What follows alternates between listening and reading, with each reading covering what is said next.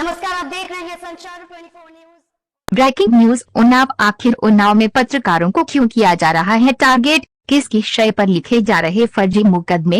हो रहे जानलेवा हमले। सूबे की मौजूदगी सरकार में पत्रकारों के खिलाफ फर्जी मुकदमे, जानलेवा हमले लगातार हो रहे हैं। इससे यही साबित होता है कि शासन प्रशासन अपनी मनमानी करे और सच लिखने वाला पत्रकार भी चुप रहे। इसलिए पत्रकारों में डर का माहौल पैदा किया जा रहा है। अगर कोई भी व्यक्ति पत्रकार के विरुद्ध तहरीर लेकर आता है, उसको पुलिस भी बखूबी ईमानदारी से निभाते हैं और पत्रकारों के नाम से पुलिस में जाना जाती है। कोई अधिकारी अपनी ड्यूटी की चेयर पर आराम फरमा रहा होता है, पोस्ट करने गए पत्रकार को टोकना पड़ता है और पोस्ट ऑफिस में अधिकारी द्वारा पत्रकार को मारने के लिए बाहर आ जाता है और अभद्रता करता है। पोस्ट करने गए पत्रकार पर भड़कता है। उसके लहजे को देखते हुए पत्रकार भी अपनी मर्यादा में उसी भाषा में जवाब देता है। पोस्ट न करके सीधे बोला जाता है, ये सब मशीनें खराब है, तुम्हारी पोस्ट नहीं हो पाएगी, जो करना हो कर लो जाके। तुम्हारे जैसे पत्रकार रोजाना हमसे आशीर्वाद लेने आते हैं। शाम तक चौकी इंचार्ज का फोन आता है और कहते हैं क्या लफड़ा कर दिया। पोस्ट ऑफिस में पत्रकार अपनी सफाई देता है,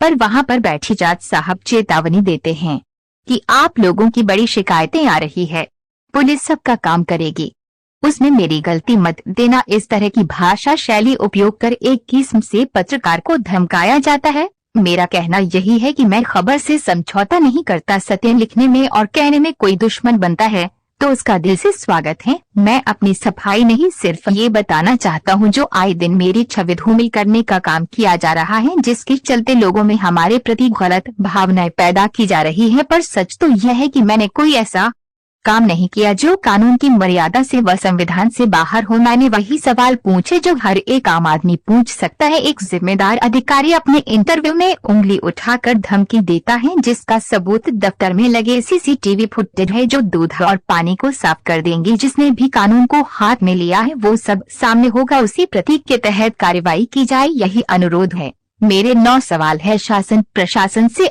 फरियादी अगर तहरीर देता है, उस तहरीर के मुताबिक खबर प्रकाशित करना अपराध है? अगर है तो मैंने किया है। पोस्ट ऑफिस में जिम्मेदार अधिकारी पैर पसार कर सो रहा होता है और वहां पर पोस्ट डालने के लिए खड़े अन्य 3 लोग इंतजार करते हैं। अगर उसको जगाया गया, अगर ये अपराध है तो मैंने किया है। खुद को पत्रकार बताकर लाखों की ठगी करने वाले गिरोह का खुलासा किया। अगर ये अपराध है तो मैंने किया है। दर दर भटक रहे पीड़ित जनता को न्याय दिलवाने के लिए आवाज उठाना। अगर ये अपराध है तो हमने किया। 5 लाख गांव में एक तरफ लोगों को खाने के लाले पड़े होते हैं और जनाब 3 गुना दामों में बढ़ोतरी कर अवैध शराब बेच रहे होते, उनके काले कारनामों को बेनकाब किया। अगर ये अपराध है तो मैंने किया है। 6 मैंने कभी खबर से समझौता नहीं किया, कभी गरीबों की जेब पर डाका नहीं डाला, किसी से धनुगाही नहीं थी, फिर भी आरोप प्रत्यारोप लगाए जाते हैं। उसका अगर हम विरोध करें तो गुनाह है तो मैंने किया है। क्राइम रिपोर्टर राजकुमार रावत व ब्यूरो चीफ कौशल राज गोयल एक ठग को बेनकाब कर सरकारी नौकरी लगाने के नाम पर सैकड़ों लोगों से लाखों रुपए ठगने वाले गिरोह का खुलासा किया।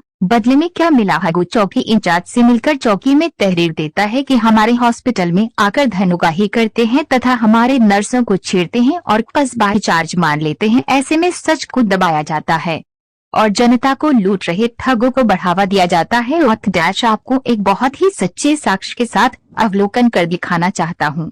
क्या कभी प्रशासन ने ये ख्याल किया है कि हर युवा पढ़ाई कर बेरोजगारी का शिकार बना हुआ है? ऐसे में ये ठग सरकारी नौकरी लगा देने का ठेका लेते हैं और माता पिता को बहला फुसलाकर बच्चों को सरकारी नौकरी दिलाने का भरोसा देते हैं। इस भरोसे के खातिर बुजुर्ग माता पिता अपनी सारी जमीन वक्त खुद को गिरवी रख देते हैं, फिर भी इन लोगों को शर्म नहीं आती। नतीजा शून्य ही होता है।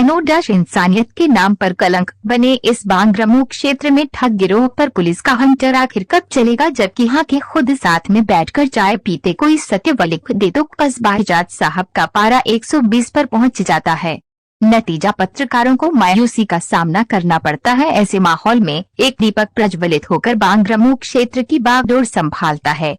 क्षेत्राधिकारी कार्यालय पर हमेशा सन्नाटा ही पसरा रहता था। वहाँ सैकड़ों की भीड़ उमड़ पड़ी है, सिर्फ एहसास में उन्हें न्याय मिलेगा। इससे पहले हमने अपने जीवन में पल पल देखे, पर पहली बार फरियादियों में क्षेत्राधिकारी के प्रति जो महत्व दिखा वाकई में काबिले तारीफ था।